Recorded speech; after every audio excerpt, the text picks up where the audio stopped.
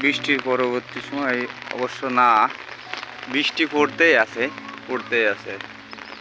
আমার ছোট্ট মরিচের ক্ষেত, শখ করে কৃষিতে আসা। দেখা যাক আল্লাহ ভাগ্যে কি রেখেছে, দেখা যাক।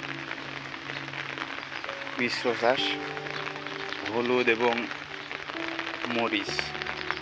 আলহামদুলিল্লাহ অনেক সুন্দর গাছগুলো হয়েছে। এখন দেখা যাক কেমন ধরে আর কি। ফুল আসছে ঝালে সুন্দর সুন্দর। তবে এত বৃষ্টি হইলে অবশ্যই মরে যাওয়ার ঝুঁকি থাকে। তবুও ইনশাল্লাহ দেখা যাক কতটুক কি হয়।